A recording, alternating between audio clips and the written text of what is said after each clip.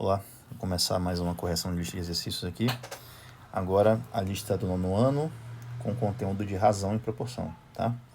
Então, questão 1 diz o seguinte: na figura estão representadas 5 barras em uma malha quadriculada, tá? Então aqui barra 1, barra 2, barra 3, barra 4 e a barra 5. Então, vamos ver aqui, ó, informações que nós temos. Temos aqui as seguintes, ó. Tomando-se a barra 1 como unidade. Então, tomando-se a barra 1 como unidade, essa barra aqui, ó, é a unidade, certo? Pode-se concluir que os números racionais associados às medidas das barras 2, 3, 4 e 5 são, respectivamente. Então, vamos fazer o seguinte, ó. Qual é a unidade? A unidade é a barra 1. Perceba que na barra 1 temos aqui, ó, 3 quadradinhos, né? Pintados. Então, a barra 2, eu vou escrever aqui, ó, a barra 2, que é a barra 3, barra 4 e a barra 5. Vamos lá. A barra 2, temos aqui 2 quadradinhos, ó, né?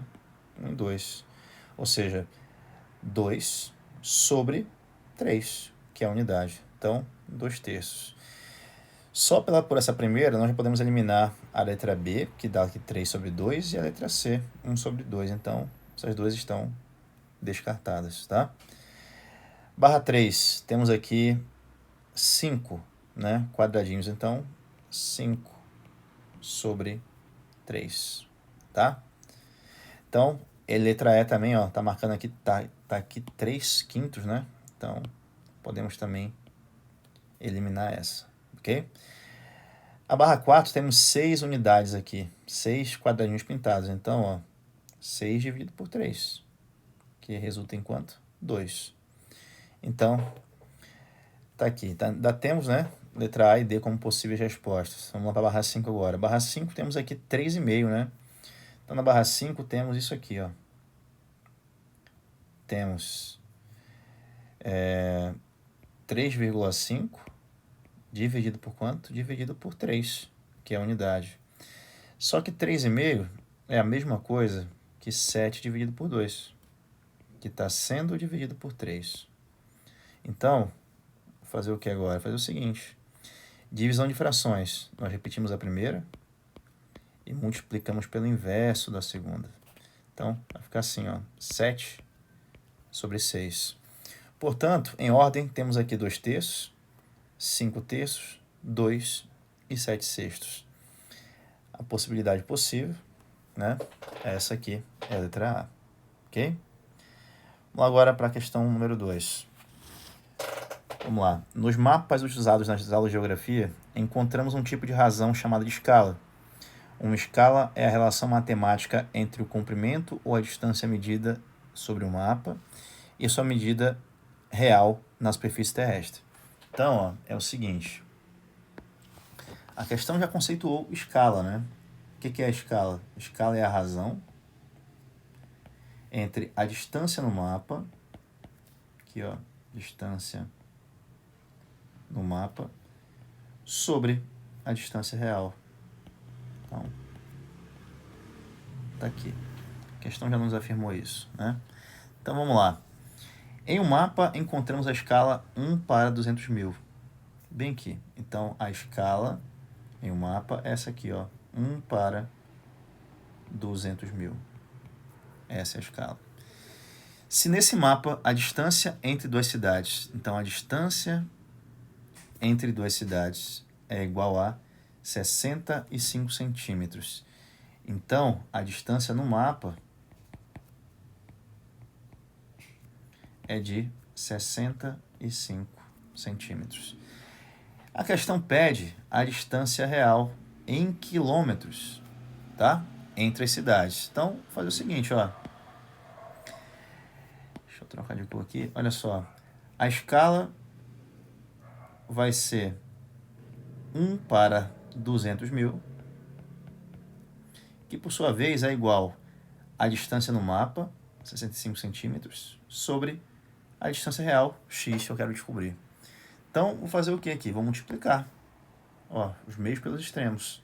Então, 1 vezes x é igual a 65 vezes 200.000, tá? Então, x é igual... Eu vou multiplicar 65 por 2, que dá 130. E vou escrever aqui os 5 zeros. Então, 1, 2, 3, 4, 5. Certo? Só que essa distância aqui, que nós encontramos, ela está escrita em centímetros. A questão pede essa distância em quilômetros, certo? Então, tem que fazer o quê? Tem que fazer a conversão. Vamos lembrar aqui, ó, como é que converte. Lembra? Tu tem aqui quilômetro, hectômetro, decâmetro, metro, decímetro, centímetro e milímetro. Como a unidade aqui está em centímetros, então eu tenho aqui, ó, como eu tenho 6 zeros, eu vou substituir aqui, ó, vou completar 1, 2, 3, 4, 5, 6 e aqui fora o 13, ó. Eu tenho que fazer o quê? Fazer a conversão. Se eu tenho que converter, a vírgula que está aqui em centímetro tem que parar aqui, ó, em quilômetro. Ou seja, essa medida aqui, ó, equivale a 130 quilômetros, que é a letra E, a nossa resposta. Beleza? Vamos lá, fazer questão 3 aqui. Uma ponte precisa ser dimensionada de forma que possa ter 3 pontos de sustentação. Então, tá aqui, 3 pontos de sustentação. Sabe-se que a carga máxima suportada pela ponte é de 12 toneladas. Essa é a carga máxima. Beleza? Tá aqui. O ponto de sustentação central receberá 60% da carga da ponte, tá? Então, tá aqui, receberá, então. E o restante será distribuído igualmente, aqui também, ó, entre os outros 2 pontos de sustentação, beleza? No caso de carga máxima, as cargas recebidas pelos 3 pontos de sustentação serão, respectivamente, iguais a quanto? Primeiro, vou fazer o seguinte, vou calcular 60% de 12 toneladas, tá? Então, ó, 60% é igual a 60 sobre 100 vezes 12. Vou cortar o zero. Vou multiplicar 6 por 12 e dividir por 10, que dá 72, que dividido por 10 resulta em 7,2. Ou seja, o ponto central vai receber aqui essa carga, 7,2 toneladas, tá? E o restante vai ser dividido igualmente. Perceba que nas alternativas, a única que tem 7,2 é a letra C. Então, essa é a nossa resposta. E temos aqui 2,4, 2,4, porque vai receber cargas iguais, tá? Então, questão 3 resolvida. Agora, vamos para a questão 4 da Unicamp. Considere 3 modelos de televisores de tela plana, cujas dimensões aproximadas são fornecidas na tabela a seguir, acompanhadas dos preços dos aparelhos. Então, tá aqui, ó, preço, modelo, largura e altura. Com base na tabela, deixa eu só fazer uma alteração aqui, ó. Com base na tabela, pode-se afirmar que o preço por unidade diária da tela... Então, vamos fazer o seguinte, ó. A questão pede, ó, o preço por unidade diária da tela. Então, peraí. Tem que fazer o quê? Calcular a área. A questão pede a razão entre o preço e a área. A questão pede isso aqui, ó. Essa razão aqui. Preço por área. A questão pede isso aqui. Beleza?